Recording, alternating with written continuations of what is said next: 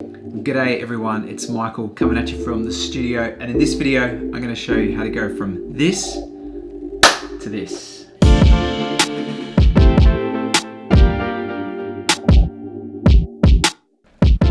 So in my old studio, or the old layout, I had this. So this shelving unit here was actually over against this wall, and so now what I'm doing is I'm going to just tidy this up. And I've got a lot of boxes like, you know, Canon RF lens box, DJI box, you know, heaps of stuff and kind of, you know, a bit of junk here and stuff like that. So I'm going to move all of that stuff over to other boxes. I'm going to get that gear out of here. Also all of this gear on the floor, I'm going to get out of here, pack away. I'm going to kind of tidy up all of this. So yeah, that's going to be what I'm focusing on to get this looking good for camera. And that's the first thing, to just basically do like a thorough tidy up before you've thought about lights, before you've thought about anything else, to get your space in order. Just do a really good tidy up. So I'm going to jump on that now, and then I'll jump back into the other tips to go from this to this.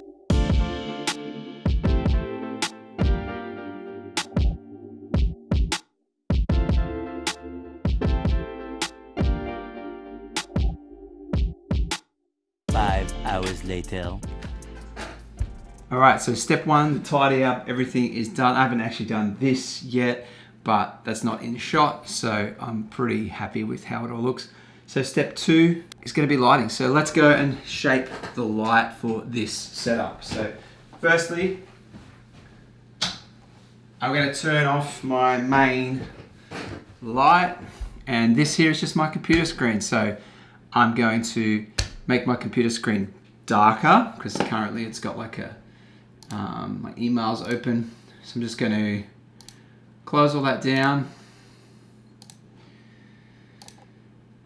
and make that a little bit darker. It's giving off this red, so I'm going to actually open a black screen for Premiere. Premiere screen's good because it's usually generally black. I don't want it to give any light cast onto my scene, so I'm going to do that and let Premiere load. And while I do that, I'm going to turn on my key light, which is right here.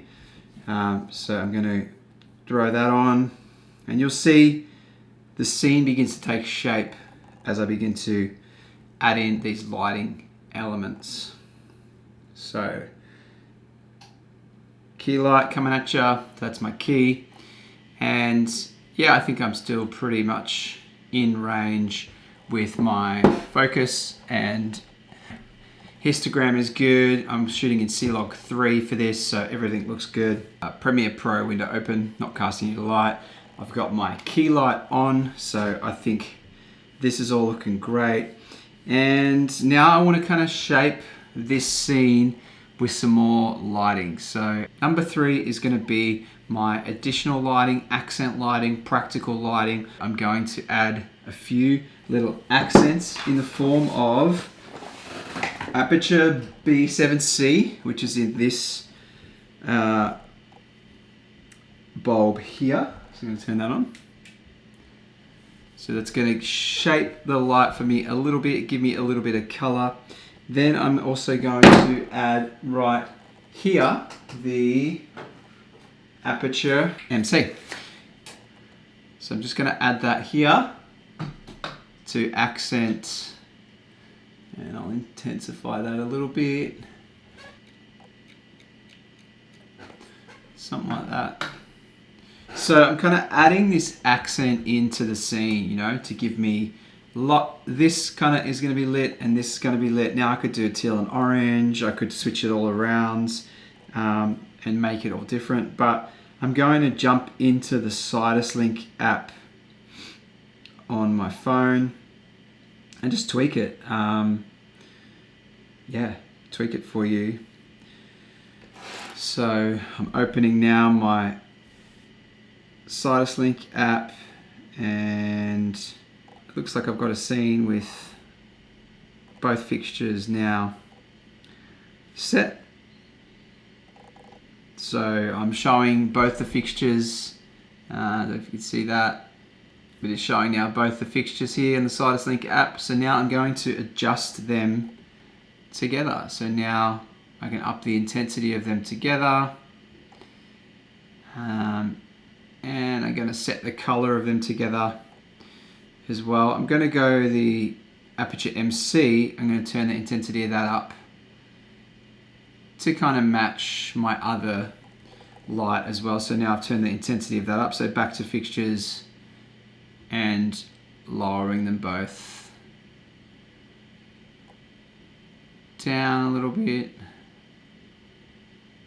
I'm really tweaking now this fixture here first to get that intensity where I want it. I don't really want you to be able to see the bulb like that, but I kind of want it to cast some light on the wall there. Give me a little bit of light on the wall like that. Move it out a little bit. But then now my MC is too low intensity wise, so I'm going to boost that intensity up. Now, I think this scene could do with like a different color shift, so I'm actually going to change my B7C to a different color. I think I want to go for like a teal and orange kind of look to the scene. Something like that, a bit of a teal and orange, and it gives me a little bit of a accent here, hair light as well, so it's acting as a practical, which also motivates as a hair light as well with some color. And I can change those lights, match those lights all within the SoundStripe app. So number 4 is depth of field. So depth of field is really critical. So I'll show you what the scene looks like without any depth of field, and then we'll cut to this shot with depth of field. So let me just change out to no depth of field. So this is the shot with no depth of field, and we're at f9, and I'm boosting the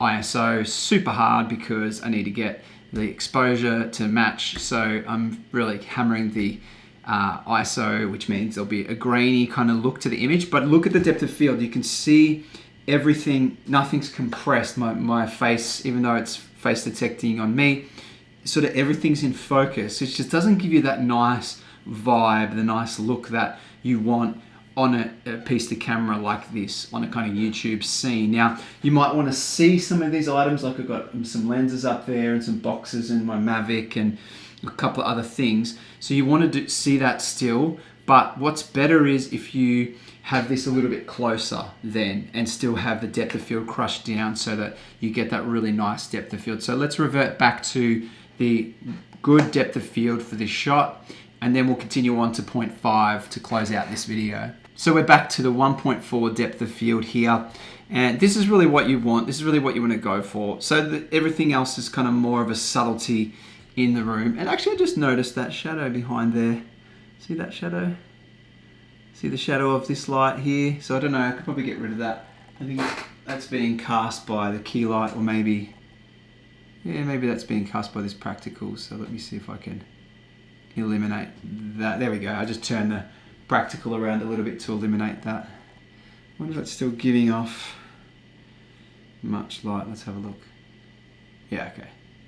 Still adding in quite a lot. So the next and final thing that you want to do to get the scene is to add a creative vignette. So add that in post-production. When you're working on the edit and you're in post-production and you're doing the final touches to the color, then you want to add that vignette in, and it just gives, basically it cuts down some of the light in this area here, as you can see, and over in this area here, and over in this area here. It just darkens this a little bit, and it just brings the subject more into the middle of the frame, and it kind of directs your attention to the subject and gives it a little bit more mood. And so a good way to do it is, you know, just use a vignette, put a circle on it in Premiere Pro. It's really easy to add a vignette, but you can also add a mask with a feather, and that works really well as well. But just don't overdo it. You don't want to go crazy. You don't want to have like no feather, so it's just like this weird circle. You want it to fall off so that it's subtle. People can't really notice it, but it just makes the subject pop in the frame. So that's my 5 tips to go from this to this. Hope you got something out of the video. Make sure to like and subscribe, and we'll see you in the next one. Bye for now.